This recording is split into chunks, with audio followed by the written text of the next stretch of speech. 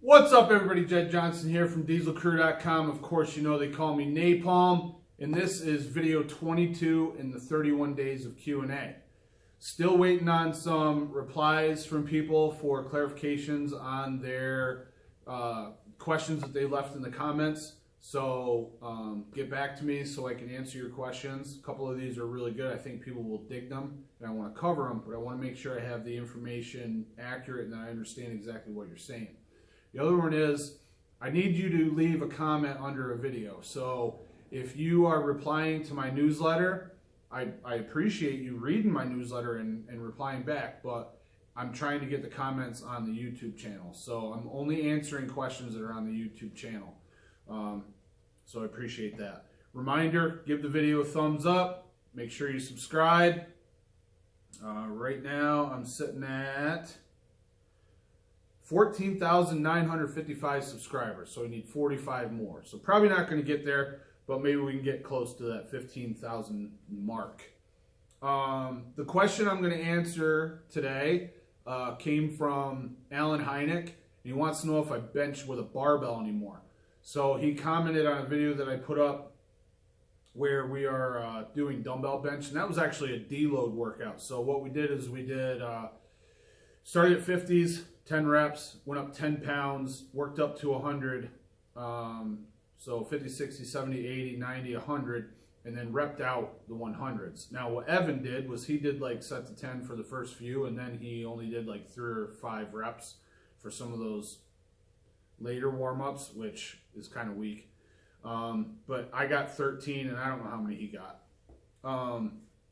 That was just a deload workout, but yeah.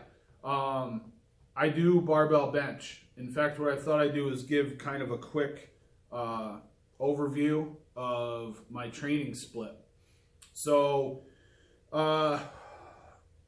towards the end of last year, I knew that I was a little shy on my continued education units for my certified strength and conditioning specialist certification. Because of COVID, some of the stuff that I go to all the time didn't run. So I had to make up some continuing education units. And there was a powerlifting seminar in Williamsport put on by Anthony. Damn, I forgot his damn name. Why do I do that? Anthony. Shit, it doesn't matter. Great guy and world-class powerlifter. He did a really good job. So I basically went as a refresher for technique, also to see, to learn about the conjugate programming. And all through last year, so we're talking 2022, I really was doing a deep dive into conjugate training because it had been a long time since I looked into that. So I was watching a lot of Louis Simmons videos, a lot of Matt Wenning videos. I really like Matt Wenning. So Anthony Oliveira was doing a presentation in Williamsport. Evan and I went to it. Evan has never been to a seminar before, so he was all nervous. That was pretty funny. It was a really, really good time. And we decided that we were going to switch all of our training over to conjugate periodization. So if you're not familiar with conjugate, it's the type of system that I suggest you use. It consists of a max effort upper body day, a dynamic effort or speed day for upper body, a max effort lower, and a speed day for lower during the week, every single week. So you have 4 training days. Now, because I train grip 3 days a week and I don't mix my body up anymore, I don't mix body with grip anymore, I can't do 4 conjugate days in 1 week because I take Sundays off. I need that recovery time. So what I do, well, before we get into that, so in 2023, after that seminar, I began doing conjugate training where we have max effort upper, max effort lower, dynamic effort upper and dynamic effort lower. And remember, dynamic is the same as speed, okay? With conjugate training, you also put intense focus on your weaknesses, bringing up your weaknesses. So maybe it's off your chest on the bench, maybe it's your lockout, etc., etc. And as well as a muscle building focus and conditioning. So you're working all of these aspects of training at the same time. That's why I think this approach is so valuable. So we started this year out following the Wenning Power Building Program, and I posted quite a bit about that earlier this year. That was the first 3 months. So we did a 12-week program, or Evan bought a 12-week program, and we followed it for 12 weeks. However, what didn't register in my head was the fact that we were only training 3 days a week. So we really only got through about 9 weeks of that program, but we finished on like this marathon workout where we did like 10 exercises. It was only like 1 or 2 sets. I filmed it all, but I had the music playing, so I never posted it because YouTube always has a cow when you post videos of music, so I never ended up posting it as far as I recall. But that workout was insane. So after the 12 weeks were up, I was like, Ev, I think I could probably take this over. We don't need to follow a program. So I outlined my own program. And I also love overhead press. So we built the program as a conjugate, with the conjugate layout to include overhead press in there, which is not generally included in conjugate because a conjugate powerlifting program, they don't have to do overhead press. So it was a little tricky figuring all that out, but through the first 3 months of the year, tons of bench press. Through the last 9 months of the year, tons of either barbell bench or dumbbell bench press. And I think maybe I just haven't been uploading as much of the bench press stuff because I've been sore, and when I'm testing stuff out, sometimes I don't really go all out in the movements, and the dumbbells are just more comfortable for me. So been working on those a little bit more here recently. So you may have missed some of those bench videos, barbell bench videos, if you weren't watching a lot during like the first 6-7 months of the year. But the program's going really well. We've identified probably at least 20 lifts for our max effort days. So there's a couple ways that it seems people do conjugate training as far as their max effort. I pretty much follow what Louis talked about, and like I said, there are some variations, but on max effort day we go for a max single, and then we will work on our weaknesses.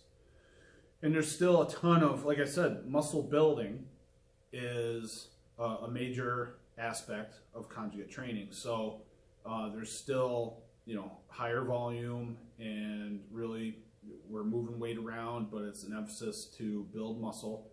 And that's where my focus on some of the stuff that Paul Carter talks about, which I referenced in the How to Train Forums video from earlier this month. So I'm really happy with the program. I've entertained the idea of coming out with a diesel conjugate training program that would encompass all 4 of these lifts. And I just haven't done it because I've been working on the store for 4 months, and a lot of other stuff. And I have all these other projects, guys. I'm a major starter. I suck at finishing. So I have all these products. I mean, probably at least 3 years ago, I emailed out saying if you'd be interested in trying my deadlift program, let me know. And I've never even sent those out because I just don't feel that. I feel like it wasn't. I don't know. I guess I have imposter syndrome in that I just wasn't confident enough in what I put together to send it out, so I never sent it out. However, since doing the conjugate program this year, you know, for years, my overall all-time PR on deadlift was 555. This year I hit 560, 565, then forgot that I already did 565 and did 565 again. So I should be at 570, but I mean, that's the most I've ever deadlifted. Yes, it's with straps. I explained why I use straps in an earlier video. So if you want to see that, check out the playlist link that's in the description box. You'll be able to see why I use straps. Someone else asked, Chaz asked if we have any plans on doing a powerlifting meet. There is a powerlifting meet in Towanda, which is the next town up, in January. I hadn't considered competing in it because it's also the same date as the Yoel Bolson competition that Chris Rice is doing, which I announced in another video earlier this month that I'm not going to because of my hand injury. So we have not trained for that. We're not going to be peaked properly for it. It'd be a cool experience. I guess it's still up in the air. Evan had asked some questions about the rules, the depth, you know, stuff like that. And it seemed like he was having trouble getting the information back from them, and I kind of forgot about it. So I suppose we could end up signing up for that. Maybe it's closed. I don't even know if registration's still open on it. We definitely don't have singlets. So I don't know. It's definitely not a big priority for me to sign up for a powerlifting meet by any means. Definitely the numbers aren't going to be good for a guy that's 250 pounds.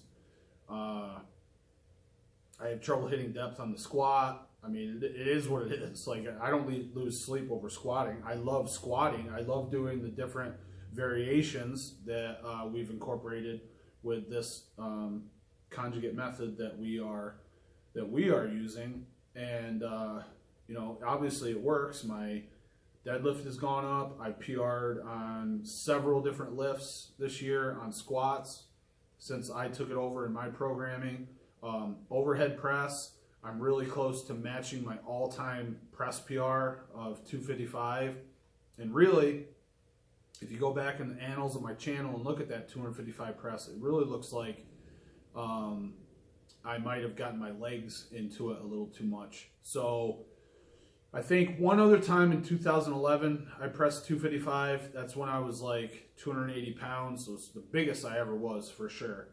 And so now I'm only 250, 255. So as far as that body weight, it's probably the lightest I've ever been to press 255, which is cool. But like I said, I haven't done it yet.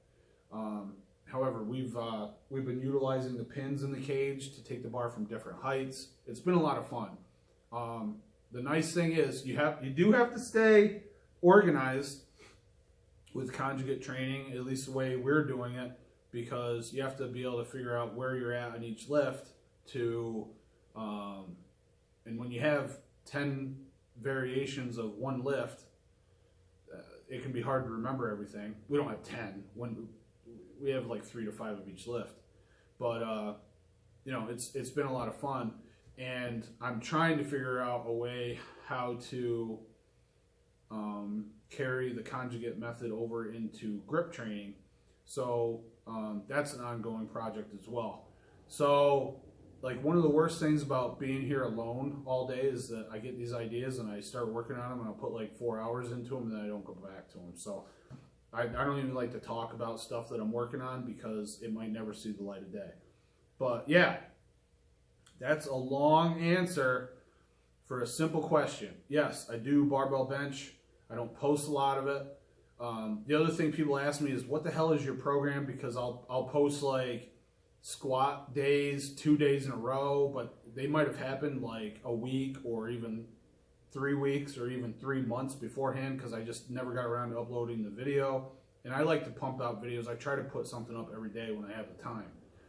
So, yep, I do barbell bench, but I also do dumbbell bench and do floor bench, floor press, chains, bands. We incorporate all of it, and it's been a great time. I strongly suggest people who want to get strong all around to try out conjugate and read up on it, and especially grip guys, because I think that powerlifting matches grip very well, and unfortunately a lot of grip guys don't put enough effort into building all-around strength, which I think is something that I talked about in last year's Q&A. All right, everybody, I think that's enough. Any follow-up questions, let me know in the comment section below, and give it one of these. Be sure you subscribe, share with your friends, and all the best in your training.